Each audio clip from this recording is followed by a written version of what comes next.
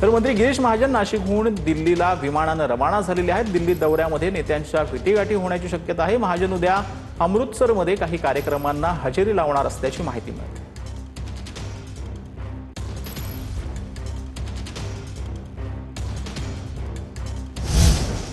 तर लवकरात लवकर गोगावलेंना रायगडचं पालकमंत्री घोषित करावा अशी शिवसेनेची आग्रही मागणी आहे असं निलेश राणेंनी म्हटलंय। आमदार महेंद्र दळवी आणि महेंद्र थोरवेंच्या प्रस्तावांनाही न्याय मिळावा असं निलेश राणेंनी म्हटलेलं आहे।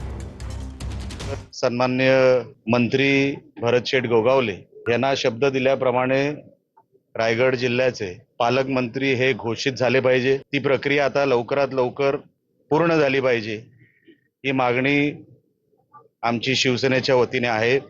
आमचे रायगडचे आमदार महेंद्रजी दळवी तसेच आमचे दुसरे आमदार महेंद्रजी थोरवे यांनी जे प्रस्ताव आणि मागण्या ठेवल्या या निवडणुकीच्या माध्यमातून त्यांनाही त्या अनुषंगाने न्याय मिळाला पाहिजे। कारण का आता शिवसेनेची भूमिका प्रामाणिकपणे पार पाडली। आता जे शब्द दिले गेले ह्या निवडणुकीच्या माध्यमातून ते लवकरात लवकर पूर्ण व्हावेत। तर जागतिक पर्यावरण दिनाच्या कार्यक्रमामध्ये पालिकेला मराठीचं वावडं होतं। पालिकेच्या मुख्यालयात कार्यक्रमाचं आयोजन करण्यात आलं होतं। कार्यक्रमाच्या फलकावर मराठी भाषेचा उल्लेख नव्हता। ठाकरेंचे नगरसेवक सचिन पडवळ यांच्याकडून याचा निषेध करण्यात आला। कार्यक्रमाच्या आयोजकांवर कारवाई करण्याचीही यावेळेला मागणी करण्यात आली। पालिकेतला सगळं कामकाज हे मराठीमध्ये होणार, परंतु आज जो कार्यक्रम पर्यावरण दिनाचा घेतलेला आहे त्या कार्यक्रमाचे सगळे फलक हे इंग्रजीमध्ये लावण्यात आलेले आहेत आणि इंग्रजीमध्ये फलक लावण्यात आले एकही तिथे मराठी अवाक्षर नाही।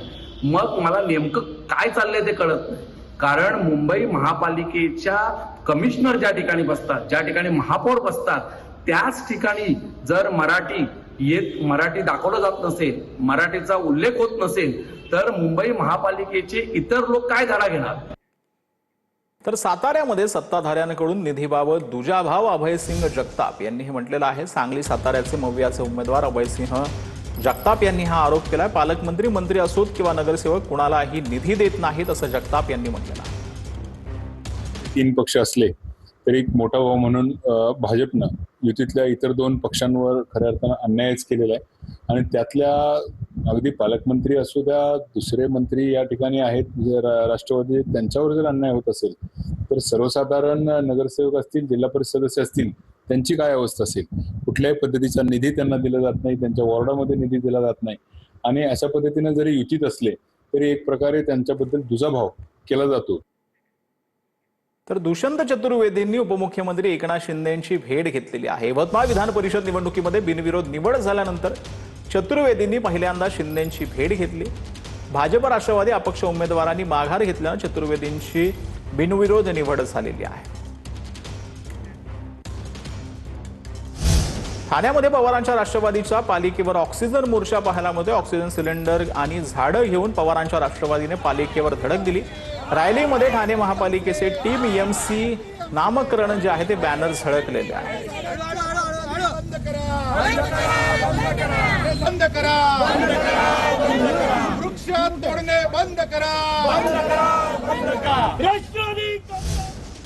संभाजीनगर जिल्हा बँकेच्या संचालकपदी पैठणचे आमदार विलास भुमरे बिनविरोध झालेले आहेत। अन्य कुणीही अर्ज दाखल केला नसल्यानं भुमरेंची बिनविरोध निवड झाली। भुमरेंच्या निवडीनंतर कार्यकर्त्यांनी जल्लोष केलेला आहे।